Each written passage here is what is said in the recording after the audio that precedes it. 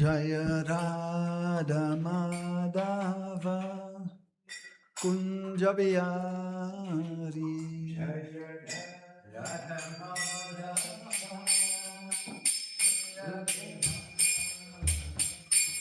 Jaya Radha Madhava Kunja Bihari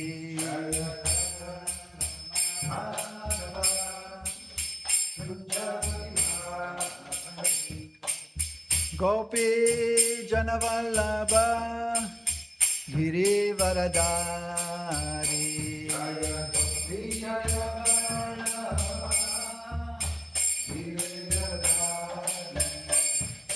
Gopi Janavallabha Girivaradari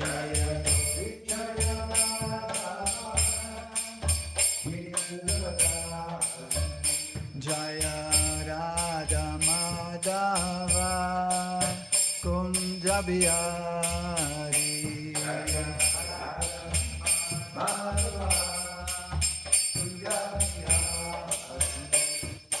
Gopi Janavallabha Girivaradari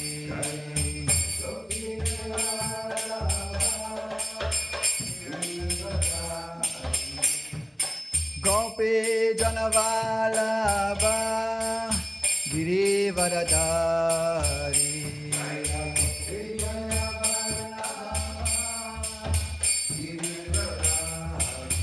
Yashodanandana Vraja Janaranjana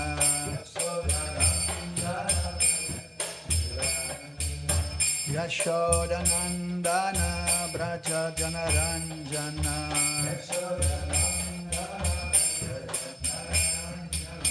Yamunatira Vanachari Yamunatira Vanachari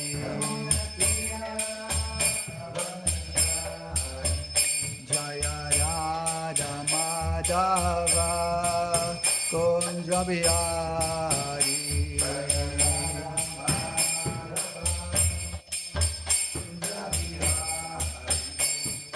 Gopi Janavallabha Girivaradari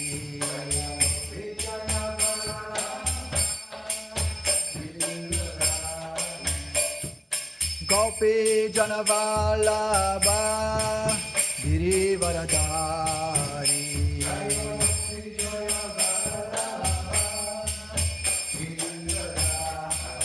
Yashodanandana Vraja Janaranjana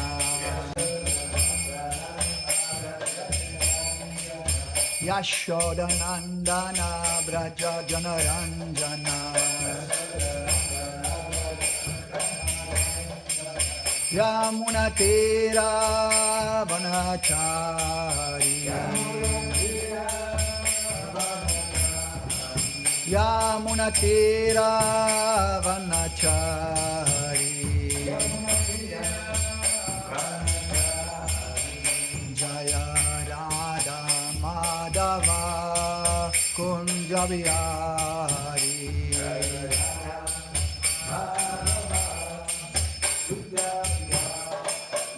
Jaya Radha Madhava Kunja Bihari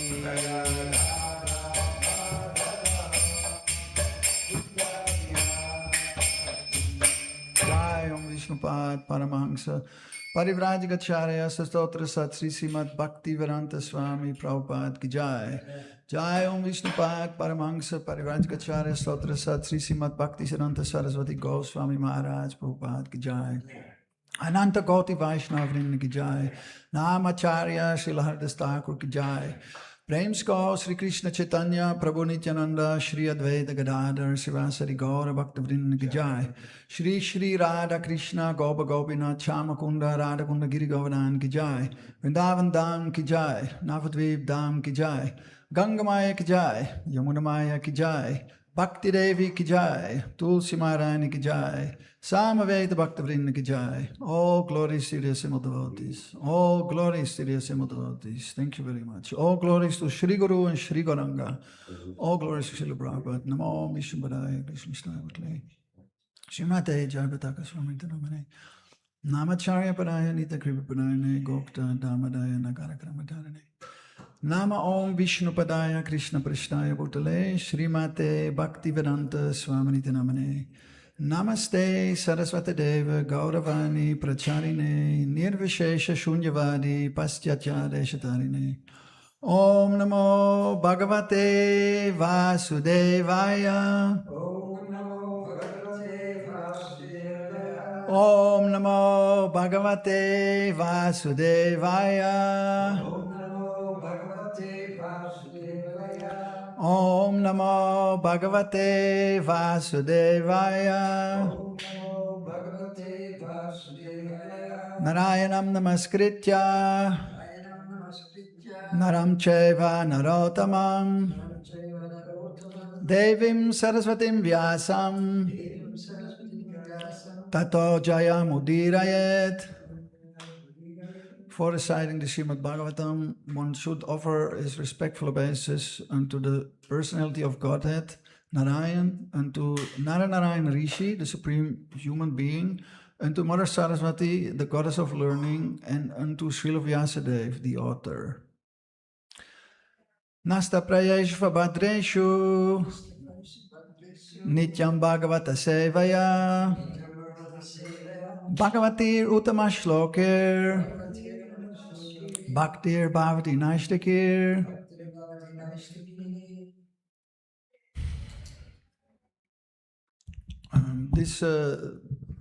By regular attendance on classes on the Srimad Bhagavatam and by rendering of service to the pure devotee, all that is inauspicious in the heart is almost completely destroyed, and devotional and seriously, the Supreme Personality of God is established in our heart as an irrevocable fact. Yeah, who is glorified by transcendental verses. Thank you. It's an irrevocable fact. Yes. So today we're reading from Srimad Bhagavatam, Canto 11, General History. Chapter 1, the curse upon the Yadu dynasty. And today we will be discussing text number 9. I'll first do the word for word. Please repeat. Yat nimitaha saha vai shapaha yadrishaha dvija sattama katam eka atmanam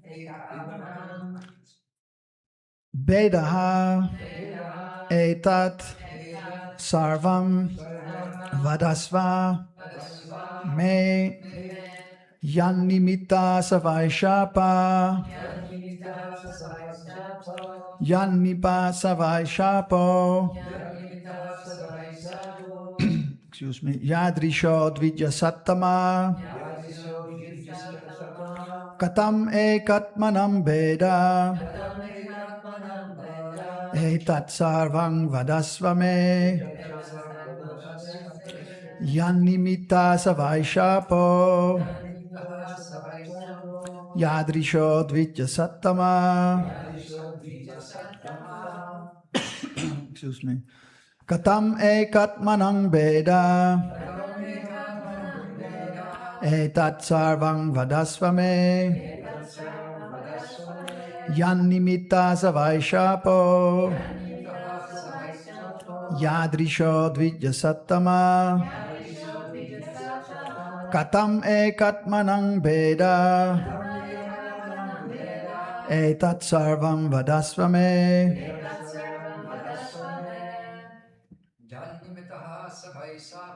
Yanimita savaishapo yadrisho dvija sattama katam egatmanam beda etat sarvam vadasvame.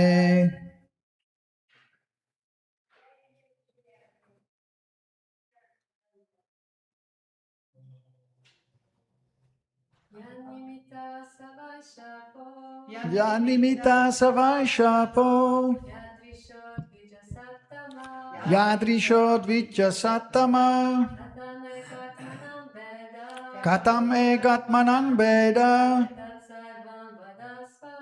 etat sarvam vadasvame. Yanimita savaishapo yadrisho dvija sattama katam ekatmanam beda etat sarvam vadasvame. Please repeat. Yat nimitaha, arising by what cause? Saha, that. Vai, indeed. Shapaha, curse. Yadrishaha, what kind?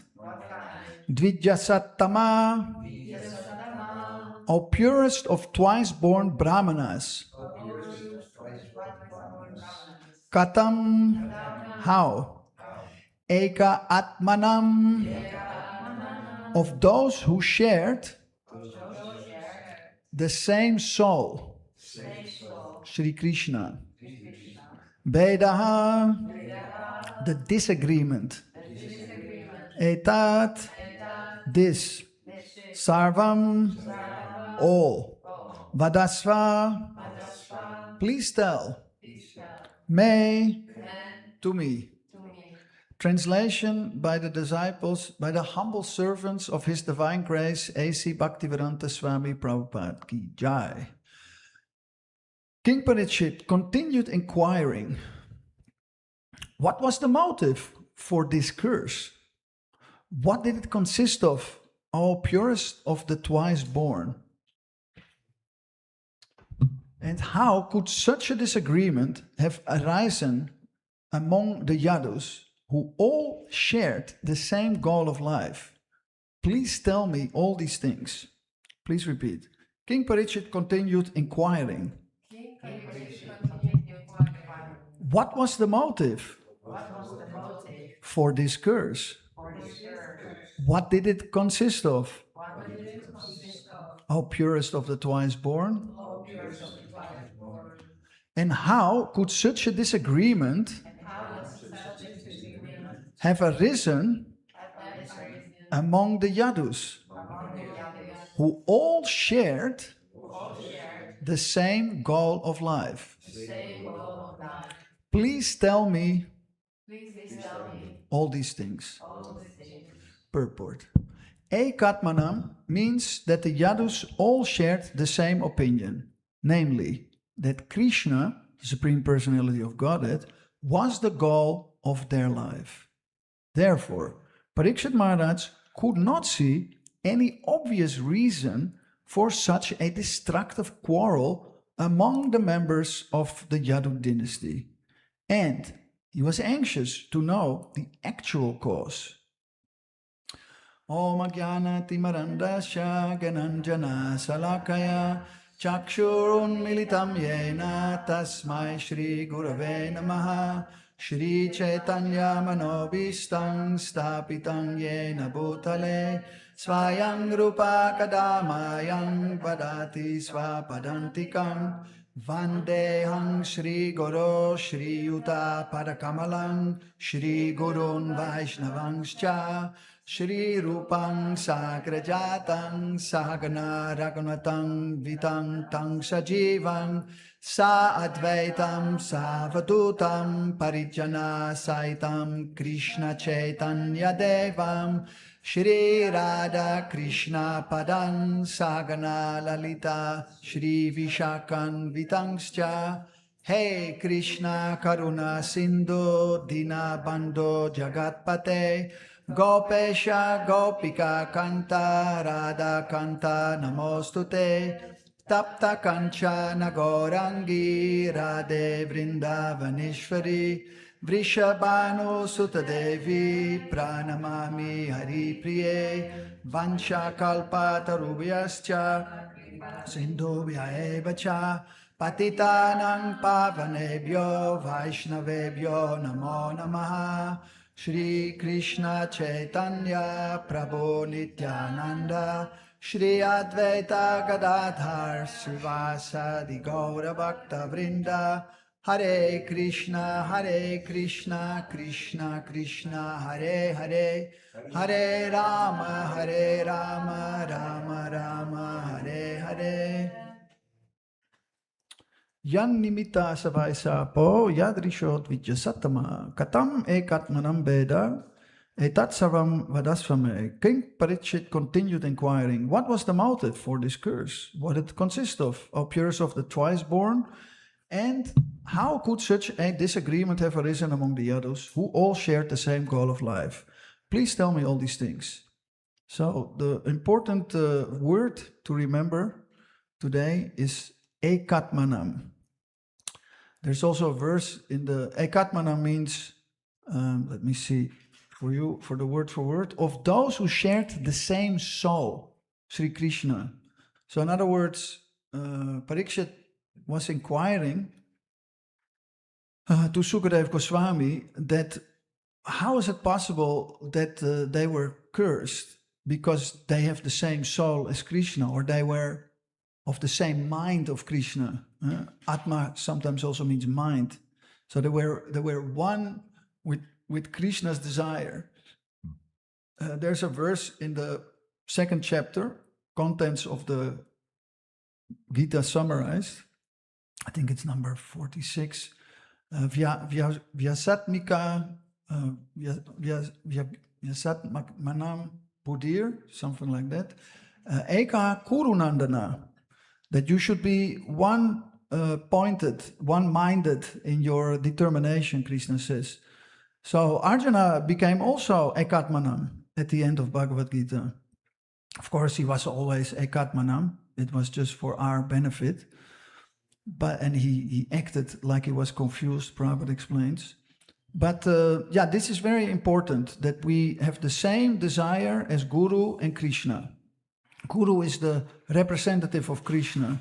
So the Guru doesn't say anything different than Krishna. And so, if we are Eka Atmanam, if we are one with Krishna's soul, with Krishna's mind, then nothing can really touch us, except when you make an offense to a devotee. Then it becomes a little bit more complicated. And that is what this chapter is about. It's about a curse, the curse upon the Yadu dynasty or dynasty. So, just to continue a little bit on this Ekatmanam, that, thank you, that it's very important that we have the same idea as Krishna. Prabhupada explains that there is 3 kinds of servants. There's third-class servant, second-class servant, and first-class servant. So, third-class servant is, let me think. First-class servant is the one who knows already what the Guru wants or what Krishna wants. So he knows the mind of Krishna. Second-class servant is, he needs to ask what the Guru wants. He doesn't really know yet what is the mission. And the third-class servant, do you remember? He He knows, but still he won't do it. Yeah, exactly. Thank you, bro. He knows, but he doesn't want to do it. I'm somewhere between third and second. You have to ask me nicely. If you don't ask me nicely, then yes? And the one who associates with the third class devotee is fourth class. I'm not sure if I should repeat it. Because tomorrow we're fasting for Nityananda, and I'll just already give you my. Prabhu said, if you, what did you say? Can you put. Associate with a third class devotee, Yeah, you're fourth. if you're associated with a third class devotee, then you're fourth class. Where is written that? Well, yeah, where is it written, is asked. It entered my ear. It entered his ear. So just to counteract that, not completely counteract, but to give another perspective, that I wanted to end with this, but I'll just start with it. There is a story, because Friday is Nityananda, and tomorrow is Ekadasi, and we're fasting for Nityananda and for Varadev, but we're going to focus on Nityananda. Prabhupada, there was a disciple of Prabhupada, I think it was in Mumbai. I think it was called Chaitya Guru. Very appropriate, the Guru in the heart, because we're just talking about Guru. And I'll spare you the details, but according to Tamal Krishna Maharaj, he was talking about this devotee several times, that he was not really in the proper standard. And he was with some yogi. I think Tamal called him a bogey yogi, because he basically was. And he complained to Prabhupada. He said, Prabhupada, now it's really, he's finished, you know. And then Prabhupada said, you don't understand the mercy of Lord Nityananda. He said, Lord Nityananda is forever forgiving, or eternally forgiving. So, yeah, and there's another story. It's in the memory tapes. It's a DVD 10, somewhere in the end, 40 minutes or something, by Tamal Krishna Maharaj. And then after that same pastime, Giriraj Maharaj gives another pastime that is kind of connected to that. That he said that if you smoke, then you're not my disciple. Prabhupada said that to a disciple. And then he will reject you. And then somebody asked Prabhupada, is it true that you will reject a disciple if they smoke ganja? Was that what it was? And Prabhupada said, no, I will never reject my disciple. I just said that to motivate him. So sometimes things are said in the movement just to encourage us to come up to the standard. But also, Tamakrisha Maharaj reiterated that Prabhupada is the representative of Lord Nityananda. So Prabhupada is the representative of that mercy, that eternal forgiving mercy. And, like my Guru is Jayapataka Swami. Excuse me? Jayapataka Maharaj, yeah. Thank you. And so he is a representative of Srila Prabhupada, and also, of course, of Nityananda. So, they also, you all have gurus. They are also representative of that mercy of Lord Nityananda. So, but I will come back to that. I just wanted to give a little positive perspective on that. That sometimes things are said, like with the smoking, but that actually that mercy does never stop. Especially if you just keep chanting. That I will also come back to. That it's very important that no matter what happens, you just keep following the process. I will say more about that, but I first want to focus a little bit more on the story and on this Ekatmanam. So I was just talking about third class, second class, first class. So third class, he's asked and he doesn't do. You also have first class, fourth class. I used to be fourth class. Fourth class is he's asked, he doesn't do, and then he starts to tell the other devotee why you should not be asked. That's what I did sometimes that in Amsterdam. Why are you asking me? You should do it. That's fourth class. That's even worse. But at least the third class, he doesn't argue. He says, no, I don't want to do it. I'm too busy. Can I just say something? Yes, but could you use the mic? Because we have an online audience. Okay.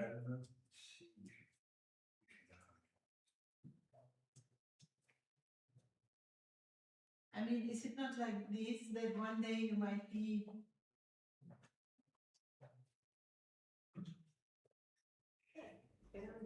that one day you might be a fourth class, one next day you're a third class, and and another day you may be first class. So I mean, I think it's changing every day and by all kinds of circumstances.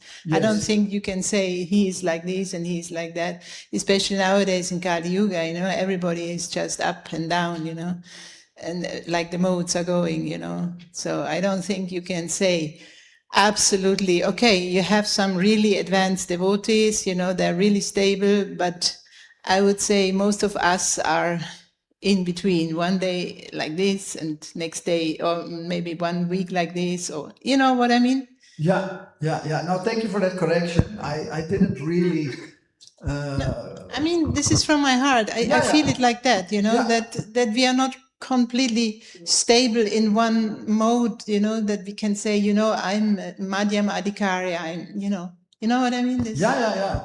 Hema Gatri Prabhu, she has been a long time devotee, younger than me.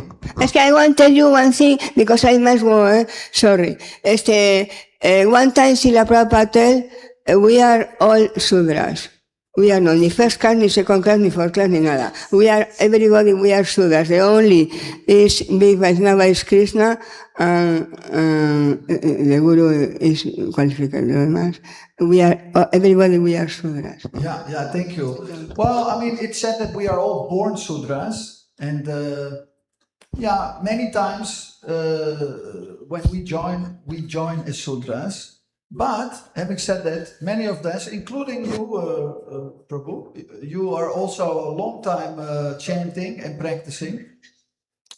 So that means we're not Sudras anymore. But like Hema Prabhu said, sometimes we do act as Sudras because we're conditioned. Conditioned means that we are used to something. We're used to doing something in a certain way. And then it's hard to change that. So sometimes you might fall back. I want to say to be stable, on one level that is nearly, I think. Yeah. Possible. Yeah. No, I agree with that. That is a good point. That sometimes you might be very tired and you say, sorry, Prabhu, I can't do it. That would make you third class. Well, fourth class is if you start arguing, if you start saying, why are you asking me? Can't you see I'm tired? You should do it. That is fourth class. And third class is you just say, no, I'm sorry, I'm tired. There's nothing wrong with that. Like that's kind of where you're getting it, I think, right? Sometimes you can just say, sorry, I can't do it. You can't always. No, but circumstances don't allow you to act, through your mental conditioning, just doesn't allow you to act in a, let's say, better way, Yeah. Just, You can just. I think everybody has this experience. I mean. Yeah, like I said, you can just be tired or sick, and the other devotee doesn't know. You have a bad time also. Go through a bad period. Yeah, exactly. Yeah. Could you give her the mic? No, I mean, she wanted to also make a comment. Thank you. Hare Krishna. Hare Krishna. Actually, I wanted to ask, is it always like this that if we say no to service, does it mean that we are third class? Because sometimes the reason may be that it may not be just that we don't want to do it, but it may be that we, for example, feel overwhelmed and we feel that, I don't know, we need to chant our rounds and focus on our sadhana because we already feel like burned out, and it's like it's priority now to focus on nourishing ourselves first, before we actually do more. So yeah, I was just wondering, is it really like this always that it's like we always have to say yes, otherwise we're considered third class? Because also sometimes it may be that we are asked to do something, but yeah, that perhaps, for example, someone is staying at the temple and they have their service authority and they already have a lot of service on them, and then someone else is asking extra, and then devotee ends up like not chanting the rounds or, you know, neglecting their sadhana in general. So is it really good to always say yes? Yeah, just wondering. Yeah, well, that was what Hemagatri was pointing out, that the way I presented it was a little bit... Yeah, well, it's too much, you know, these, Yeah. you know, like, Yeah. how you say, like in the military camp, you know. Yeah. Either you're an officer or you're just a simple soldier, and Yeah, that's it. I came from a military camp. ISKCON Amsterdam was a little bit like a military camp. So I'm conditioned like that I was kind of trained like that. And so you're putting even a finer point on it. Not all, because Hema is saying sometimes you might act like a third class, but you're saying, should you even call it third class? You know, because if you have a legitimate reason, like you already have your service, and then somebody who is not really your direct authority is asking you to do something else, and then if you would say yes, you wouldn't be able to change your rounds anymore, or you wouldn't be able to sleep enough. So you're even putting a more finer point on it to say maybe you shouldn't even call it third class. So that is a very good point. Yes, but I think still, because Prabhupada did mention these things. Yeah, of course. So I think it's still good, because my point actually with explaining this is about the ekatmana. And Prabhupada says we should be anukulyena, means favorable. So we should always think, how can I serve this devotee or our guru or the deities favorably, so that it's good for them. That is the ultimate goal. It's called bhakti, devotional service. We are here, that is my understanding, because we did not completely favorably serve Krishna. There was some thing that we thought, yeah, but I think we should do it like this. No, that's what Prabhupada says. If the guru asks for water, even though milk or hot milk is more difficult to make, you should give water. Like, for instance, now, if I would have hot milk, it wouldn't be practical, because then I would have to wait. And when you give the class, you need water. So that is very important point. That it's more important than the second class, third class. That it's the same as with the smoking. It's just to motivate you. And, you also have to see that sometimes you are third, or like I used to say, even fourth class. And that you should come up. But I really like your point that, sometimes like Rupa Goswami says, whatever is favorable, you take it, and what's unfavorable, you renounce it. And if it's interfering with your devotional service or with your sadhana, then in general, you shouldn't do it. There's exceptions, there's emergencies, but when Prabhupada heard that devotees wouldn't come to Gaura Arti, not Mongol Arti, Gaura Arti, he said, stop the press. This was the BBT, I think it was in LA. He said, stop the press, close it, and tell all the devotees they have to come to Gaura Arti. I know I'm also not going so much to Gaura Arti. It's very difficult if you want to get up early and go to the evening program. But the point that Prabhupada was making is that what you're saying, that it's more important to, follow your sadhana, hearing and chanting, than just running around the whole day and not chanting your rounds. Of course, there's other pastimes where Prabhupada said, oh no, Jayananda, let him sleep during the class because he's working so hard. So, all these things, again, it needs to be anukulyena. And ultimately, Prabhupada wants you, and your guru wants you to be Krishna conscious. That's really the goal. I mean, isn't it that the most important thing is just to be at least favorable?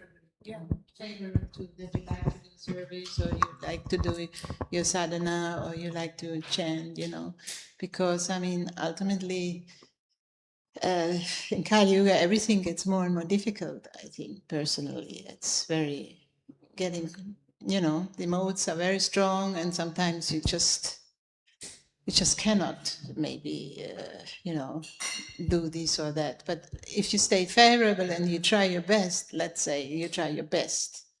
That's not maybe always the best, but if you try. Yeah, well, I would say that it is enthusiasm.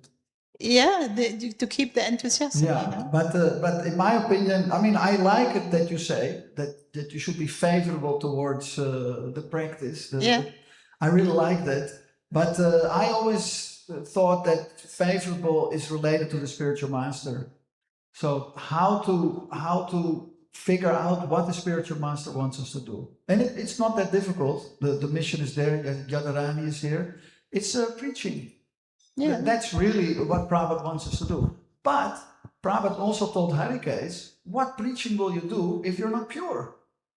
So it's But a two-edged sword. but who Both is- need to be there. But who is pure? Huh? Who is pure? And Well, okay, but like if you get up early and you chant your rounds, then you're pure. But if you just get up and you don't chant any rounds and then you start preaching, yeah. that is not really what Prabhupada wants us to do. He wants us to also, follow and take a shower, things like that. Yeah, that I understand. I mean, you have to do your best as good as you can. Yeah. No, but my point was that it should be favorable. Yeah, We so should that's- know what the spiritual master wants, and ultimately, like you were saying, what the direct authority wants. You see, like we're here in the temple, so Yeah, of I course. mean, I like to give class. It's a little bit hard, and it's you also get nervous the day before or even weeks before. But Bhagavati asked me, so I'm trying to. But sometimes she asked me like an emergency, and then it was just too much for me, and then I said no. And then she had to give class, and thank you, Bhagavati. So, but I didn't feel good about it, but I had to protect my my sanity almost. I was very tired in those days, and I just couldn't do it. So sometimes you have to say no. But I also feel that doesn't make you a third-class devotee. But I think again, like with the cigarette story, Prabhupada tells us these things to encourage us. So, but sometimes it gets like I was just admitting that I come from ISKCON Amsterdam. It was a little bit military, and we had to. It was in the 90s. It was tough. There's many devotees here from the 90s, or even from the 80s and the 70s.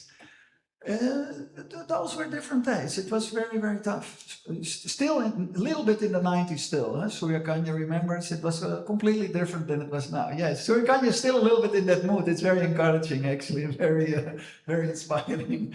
But but some of these things we would now call it abuse or pastoral abuse. Yeah. Okay, so we go on with the lecture because I want to still explain about the curse and then talk a little bit more about Nityananda and his mercy. So just to a little bit describe what this curse is about, what happened, and like I was just talking about Arjuna, that he forgot or that he was, in ISKCON we would say he was mental. In the old days. I mean, now we don't say that anymore. But now Arjuna, he didn't want to fight.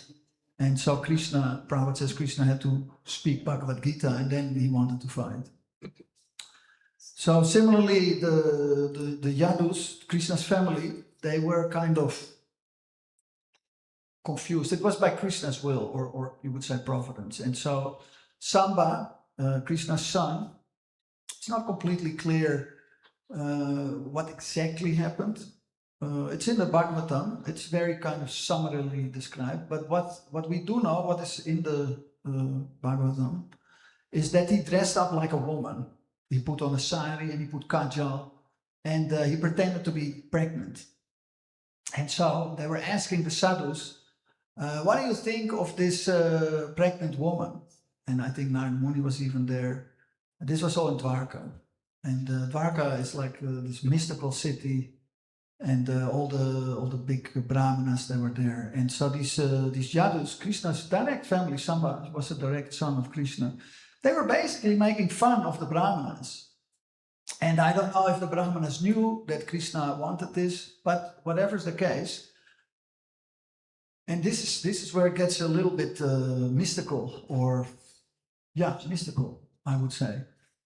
They cursed Samba and they said, whatever is underneath your cloth, under the sari, will destroy the Yadus. And then suddenly they were all surprised, and he looked, and there was this big black club, like a round kind of ball, and it's described as a club. And they couldn't believe it. Like, where did this came from? It's kind of described in the Srimad Bhagavatam. And they became all scared. Oh my God, what did we do? Now we offended the Brahmanas, and there is this big black club, and that will destroy us. And so they went to Ugrasena, who was the king of Dwarka. And I think he was Krishna's uncle. Not sure. He was also Krishna's family. Huh? Or grandfather, yes, thank you. Ugrasena was Krishna's grandfather. So he was the head of the Vrishnis. And so he was the head of Dwarka. So they went to the king, and he said, well, what we'll do, we'll grind up this big black club, and we'll just throw it in the ocean. So what they did, they ground it up, but one little piece was left. And the rest of the powder they threw in the ocean. And so some of the powder came to the mouth of the Saraswati. That's how it's described. And the little thing that was left was eaten by a fish.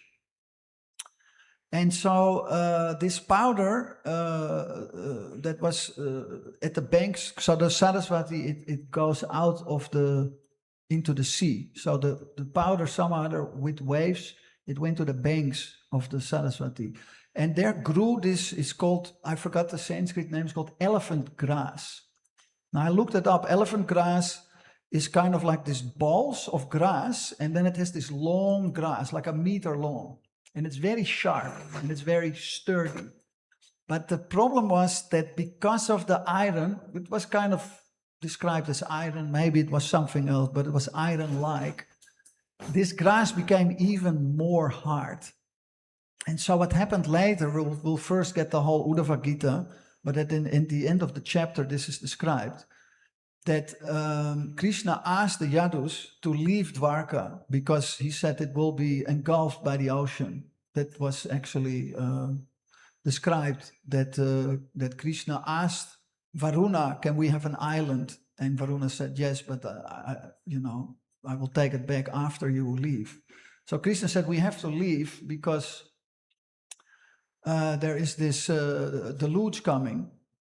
And also, that was actually, I think, the main reason. He said, to counteract the curse, we should do a yajna.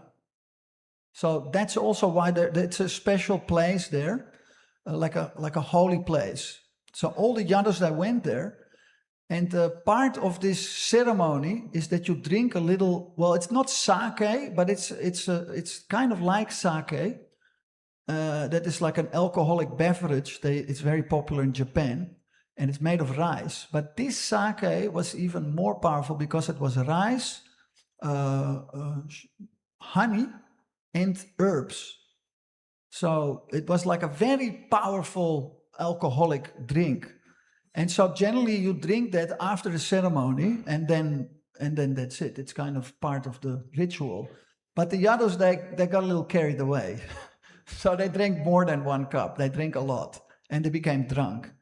And how it happened, I don't know exactly, but these things happen. When people get drunk, all kinds of crazy things, and some people, they get aggressive. This is what happened. And they started to fight with each other.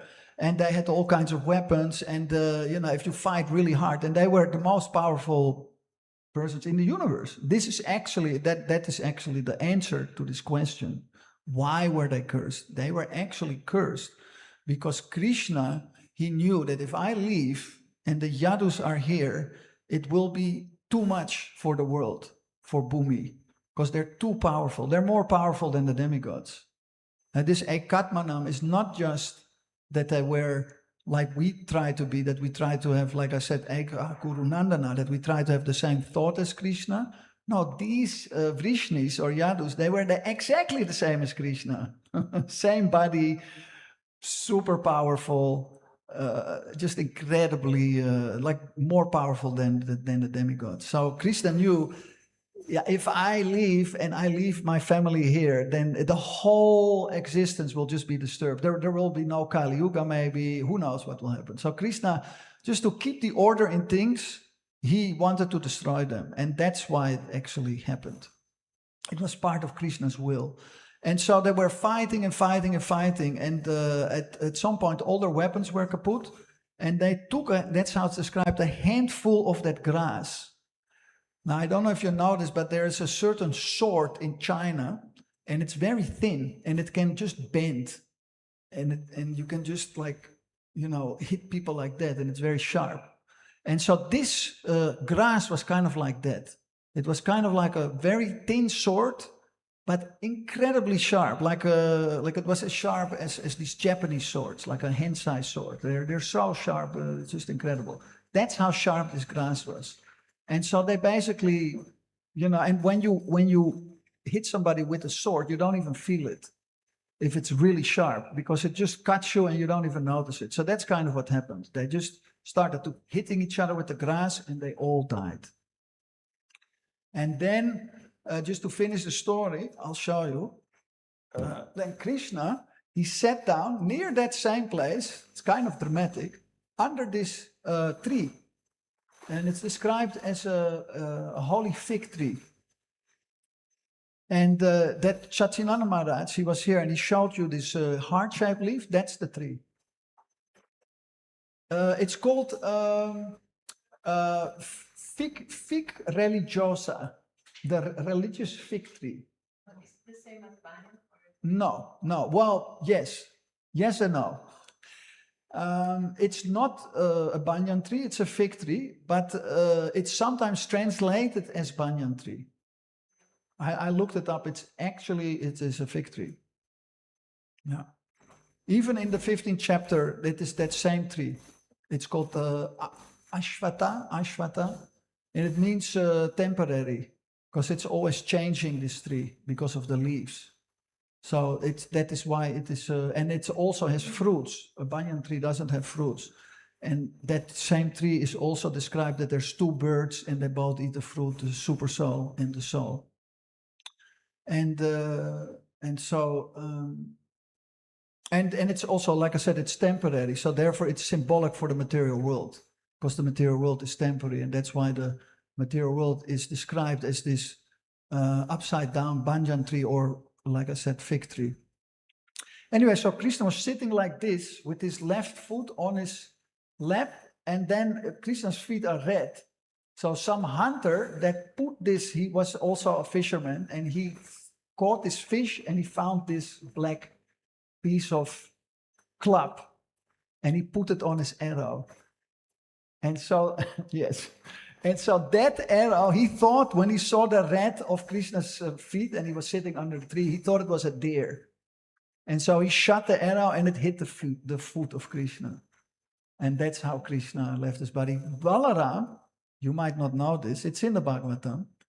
Balaram already had left, and Balaram, after, because they were even attacking Krishna and Balaram, can you imagine? That's how crazy they became. And so Balaram, he probably also sat like this, and he was meditating on the sea. It's called Lavana Sagara, the salt sea. And he was meditating on himself, it said, and then he merged with himself. So he kind of disappeared. And but with Krishna, it was a little bit more dramatic. I mean, maybe it's not more dramatic, but more dramatic in the sense that it was a little bit more, dramatic, because he was wounded and he actually kind of died. This is also to kind of confuse the atheists that, oh, Krishna died and he's just an avatar of Vishnu. And we were talking about this a few weeks ago, that there was some confusion. that Arjuna and Krishna, they went to Mahavishnu, and that Mahavishnu said, it's a little bit complicated. I gave a whole lecture about it. That Mahavishnu said, here you are, and that it kind of looked like they were expansions of Mahavishnu, because Arjuna and Krishna, they also are Naranarayan Rishi. We say that every day. And they're also, they're in a different age, but they're also still alive. So it's a little complicated. But some of these pastimes are just to obscure Krishna. It's just not for everybody. Prabhupada said it's for the class, it's not for the mass. Although we want to give it to the mass, especially now that it's Nityananda's appearance day, we just want to give it to everybody. But still, not everybody will take. And there's certain things in the Shastra that that obscure it. So we should also be wary of that, because there's certain things that can confuse you, but don't be confused. Krishna is there. And especially all you devotees, we are very fortunate to be here with Radha Gopinath, and many of you are pujaris, and then you can really experience that Krishna is actually here. But you can also experience it when you serve Srila Prabhupada. Srila Prabhupada is here. It is not just a murti, it's actually Srila Prabhupada. And you can feel that. You can feel that. That is my point. And that goes beyond Shastra. So there Shastra needs to be there. It's called Jnana Chakshu. You need to have the eyes of Shastra. But more important than that is to have the experience. There's a pastime where Prabhupada was asking, how do you know Krishna exists? And so I think it was in Mumbai, or then called Bombay. And all the devotees came with shlokas and this and that. And at some point, some new devotee said, because I feel it. And Prabhupada said, yes, that's it. So the real proof is in the pudding. That's what George Harrison writes in the Krishna book. So the real proof is the experience. So that's why, because I see it's time, I'll just now get to the point. So there's two parts, Bhagavat Vidhi and Pancharatrika Vidhi. So both are there. Well, we just had Radhesh Mellow. That is Bhagavat Vidhi, hearing and chanting. So that is very important, and that gives you an experience. At least I went to a few bhajans, and you really get a deep experience of the holy name being non-different from Krishna, and it's a very for me it was a very intense experience, very wonderful. But we also had Chauta Radha Gopinath coming to the festival. So that is also there. It's not that the devotees are just chanting. Nityananda was there, Yamuna was there, Ayendra was there, Prabhupada was there, and Radha Gopinath was there. So that is called Pancharatrika Vidhi. That is the other tire. So even though hearing and chanting are two things, it's not just hearing and chanting, by the way. It's everything. It's what do we say? I forgot the verse. I think it's that same verse, no? Anukulyena, that it says Adi. So we need to have hearing, chanting, remembering, all these things. The hearing and chanting is just the most important, so it's always stressed. But it's everything. It's remembering, it's serving the Lord. Deity worship is actually also included. But Prabhupada makes a very distinction between Bhagavat Vidhi and Pancharatrika Vidhi. So that is very important to understand that. So that is basically the answer to Parikshit's question, is that the curse was there because it was Krishna's will. And there is also a moral to the story. Bhaktisiddhanta, he writes elaborate purports already before this, that you just have to be careful. Even if you're a devotee of Krishna, or even in this case, if you're Krishna's family, if you make an offense, then it will be stopped. It will be, not stopped, that is too dramatic of a word, not very effective. Not very effective. And but having said that, because it's a big thing, and we were just talking about sometimes you have to be able to say no. It's very bad, obviously, to offend the devotee. There's different offenses. This was kind of innocent in a way. They were just joking, and they were kids.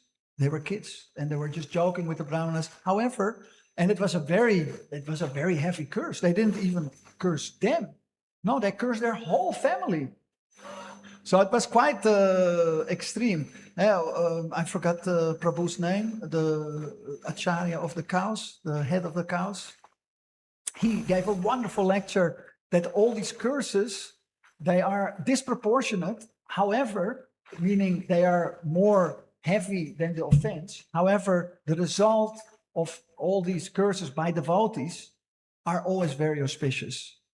So he gave different examples in the history of the Srimad Bhagavatam, how all these curses actually turned out for the better. But we shouldn't think like that, of course, even though it might be true. But the Vrishnis didn't think like that. They were very upset, and that's why this whole pastime came to be. So, but having said that, sometimes it's not always possible to apologize. Many times due to ego, I'm talking from my own experience, you're just too proud to go to the devotee to apologize. So Bhaktivinoda Thakur says, then you should chant and beg that you become pure to apologize. And it's not so much, of course, the apology is very important. We have that pastime of Rupa Goswami, then he was seeing Krishna's Leela, and then he apologized, and then it stopped when he made inadvertently an offense. And then when he apologized to the devotee, then he could go back to his bhajan. So definitely we should apologize, but it's not always possible. And then Bhaktivinoda Thakur says, you just keep chanting, but very rigorously. And because my point is, Prabhupada many times says this, we shouldn't become like an elephant baiting. The elephant baits, and then he goes, and then he takes a dust bath after that. Elephants like that. Also, it's also cooling. It's very hot in Africa and sometimes India. And so Prabhupada says we shouldn't become like the elephant. So, but the point is of this offensive, because it's the offensive mentality. We're just talking about it. And but Bhaktivinoda Thakur also explains, and that's of course what you were alluding to, and what we're now more and more also the managers realize that an offense can also come from abuse. You can't just be an authority and just start bossing everybody around without any intelligence. Prabhupada says if you want to preach, and that's what we're doing, all the managers, they're like this Radha Melas, it's such a huge preaching effort, and you need intelligence for that. But intelligence also means that you have to know how to engage people, and when somebody is tired, then you have to accommodate it. If only for the reason that it will be more effective. If somebody is tired, they're going to make mistakes. So, but what I'm trying to get at is that that you just keep chanting no matter what, and that you change the mentality. That's really the point. So, because you don't want to make more offenses. So the whole point of if you make an offense is to be repentant, and the point of being repentant is to atone, and the ultimate atonement is chanting, especially japa. And Bhaktivinoda Thakur says you should chant very rigid japa and pray that your heart will soften, so that you'll be able to ask for forgiveness for the devotee. And sometimes the devotee leaves their body. That is also possible. You make an offense, so then you can still, because this is the achintya. This is what I wanted to share with you. And you might have not heard this before, but I'm sure you'll see the logic. Yes, it said that if you make an offense, there is no solution except apologize. But Bhaktivinoda Thakur says that would diminish the holy name, because that would mean there is something more powerful than the holy name. But this is achintya. It's the same as with the smoking. Prabhupada says, if you smoke, I'll reject you as my disciple. But then he said, no, I don't reject any disciple. It's a little bit the same. So if you make an offense, you have to chant more. And more important than apologizing, I mean, it's not more important than apologizing, but you have to change the attitude. And that's why we're chanting. We have to get rid of this offensive mentality. And so that is really the point. And the holy name can do that. If you make an offense to somebody and that person, maybe it's in another country or maybe they leave the body, you can ask the holy name to ask for forgiveness to that devotee. And then the holy name can ask that devotee to forgive you. It's possible. Narayan, he has this wonderful sharing in the memories where he was like, yeah, and then we, Narayan Prabhu, Narayan Vishwakarma, that was his title. Prabhupada gave his title, Vishwakarma, and he always used that name. That's his title, because he was doing the Ratha Yatra cards. So Vishwakarma is the architect of the demigods. That's his title. Narayan Vishwakarma Prabhu. He was saying, yeah, and in the beginning, then we realized that if you connect with the super soul, then you can do anything. And we would just go to people and we would just pray to the super soul, and they would just give us so much money and houses and this and that. And they really were convinced of that. And it really did work. Like there is another pastime of Shamasundar that they needed rent money, and they went around the block in New York, and suddenly all this money was just flowing in the street. Who knows where it came from? But they didn't care. They thought it came from Krishna, and they took the money and they had their rent money. So that is my point: is that miracles do exist, and that if you really petition the holy name to please forgive me, and please ask this devotee to forgive me, then it will be easy. I'm not saying that you shouldn't do the actual act of forgiving, but the holy name will soften it, and it will also help you in changing the mentality. So that's what I wanted to share with you. Also because it's Nityananda, and that's I started with it. Now I will also repeat the story that Nityananda, Prabhupada said, you do not know the mercy of Nityananda. He will forgive unlimitedly. Unlimited forgiveness, Prabhupada said. Nityananda means unlimited forgiveness. So, of course, we shouldn't think like that, except when we get offended. When we got offended, we should think, I should just forgive this devotee. So the devotee is very merciful, and that's what it said. But Krishna, he gets upset. But that's why we can chant and beg for mercy and forgiveness to the holy name. Yeah, I think that's it. Just one more reminder. Tomorrow it's fasting till noon for Nityananda and Varaha, and Friday is Nityananda Trayodasi. That is just before the weekend. And also Varaha Dev. Yes, Janarani. Do we have a mic?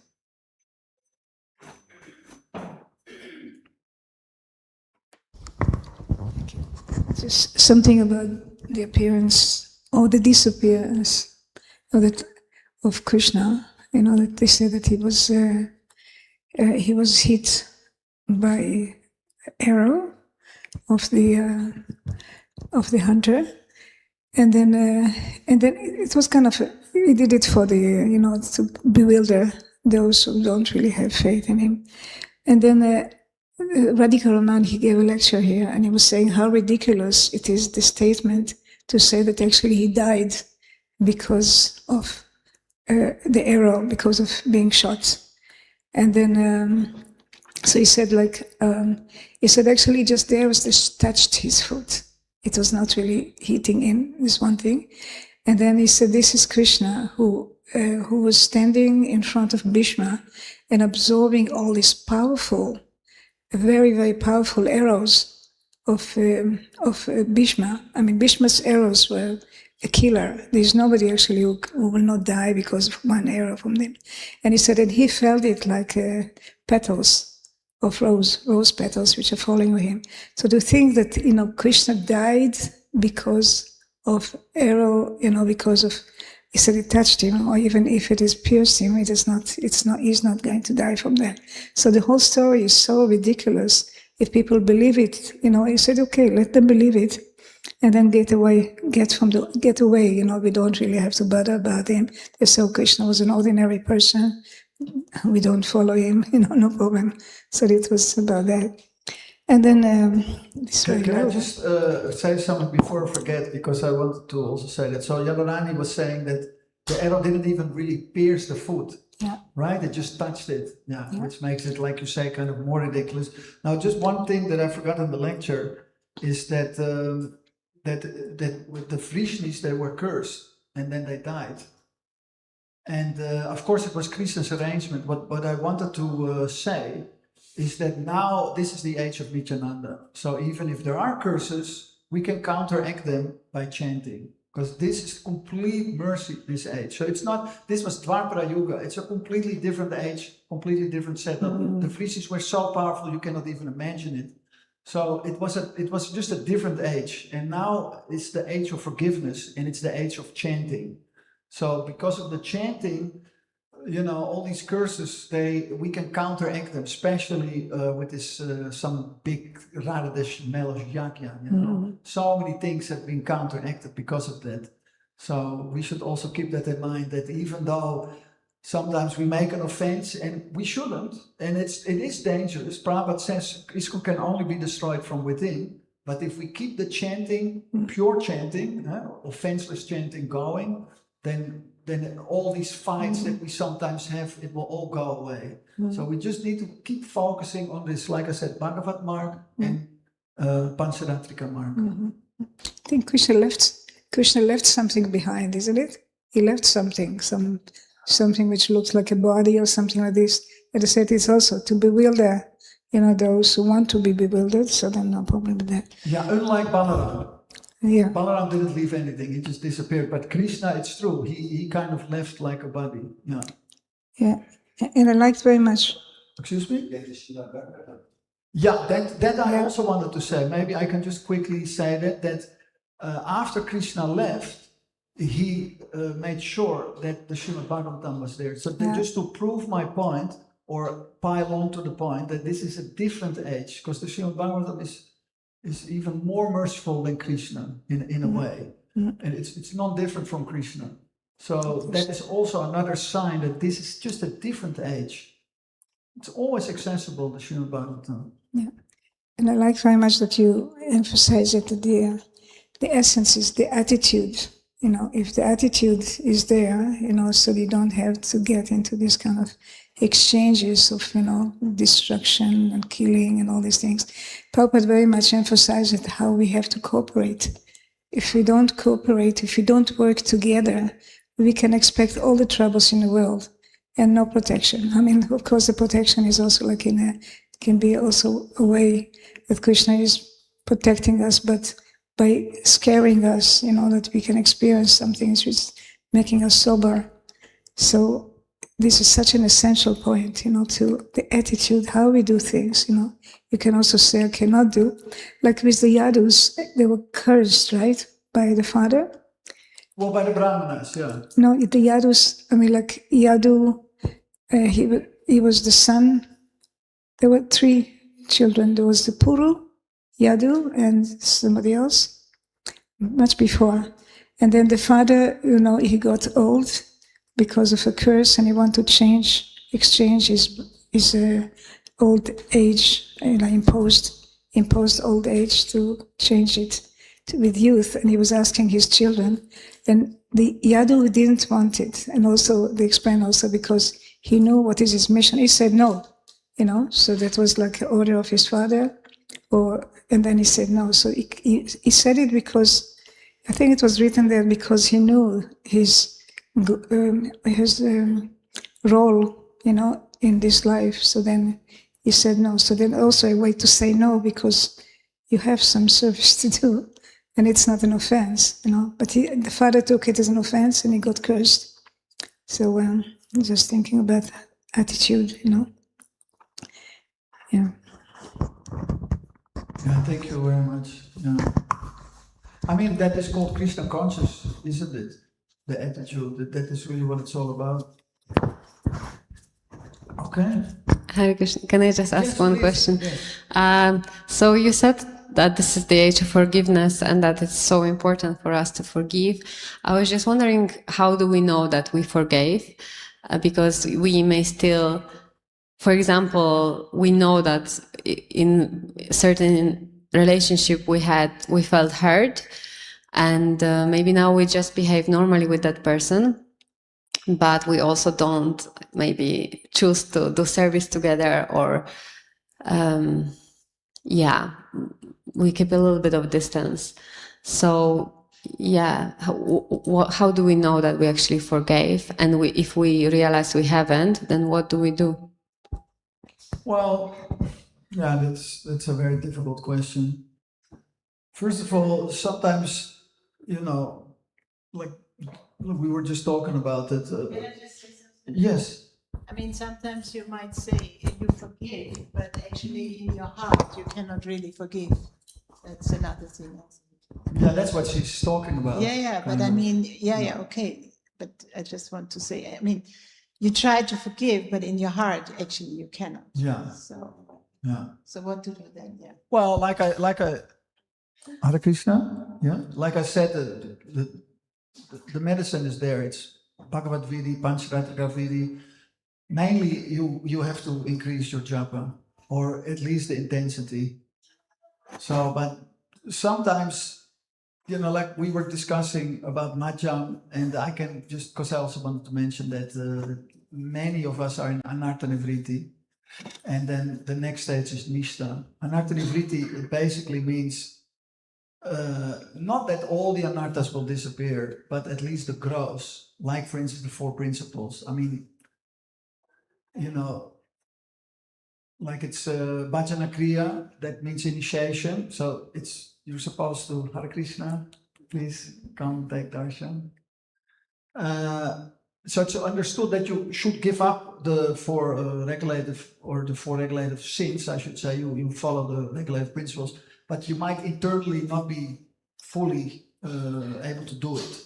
So that is called the Anartha-nivritti, that it kind of becomes easy for you to follow the 4 regulative principles.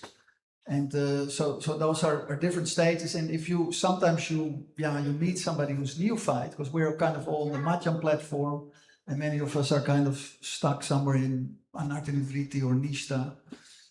Sometimes it's also better to not associate too much if you're like weak, like most of us are weak. We're not like Uttam or in Bhav or Prem, then you're very strong. Or asakti. Asakti means attachment, or ruchi, that you have taste.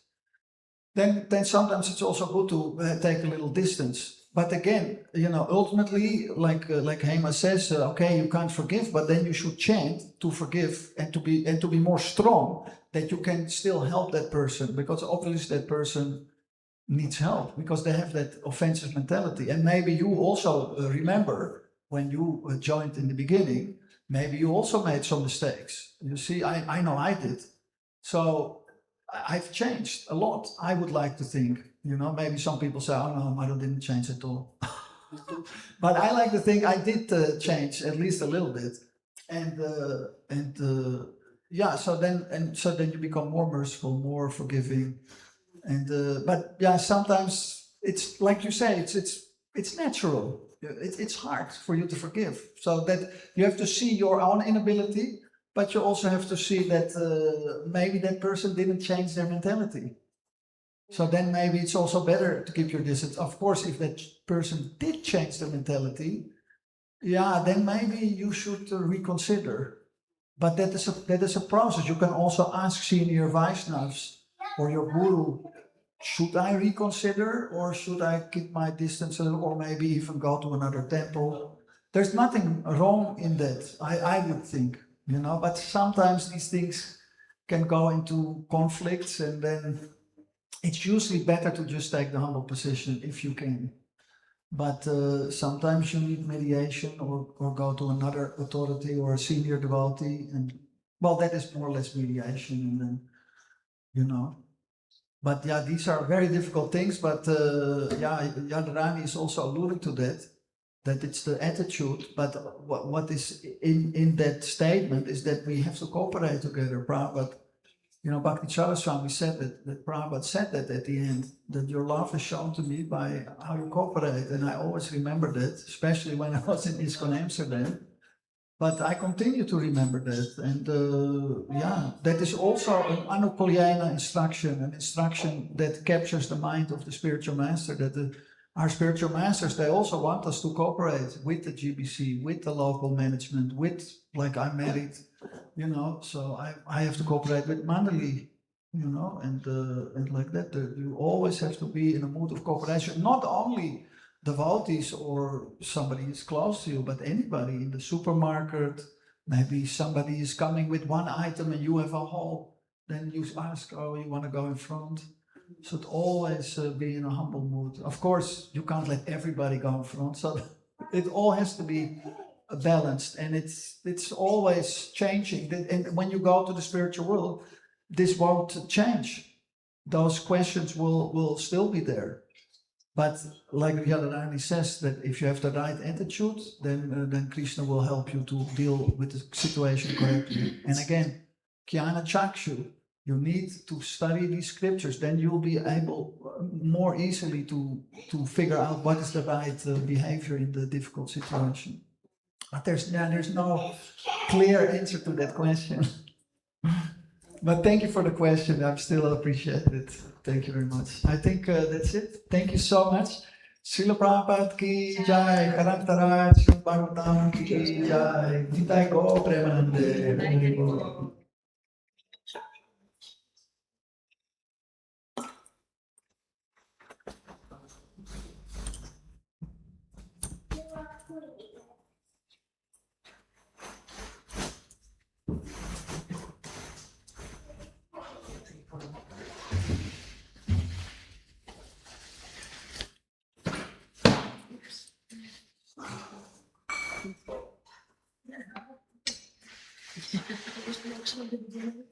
Yeah.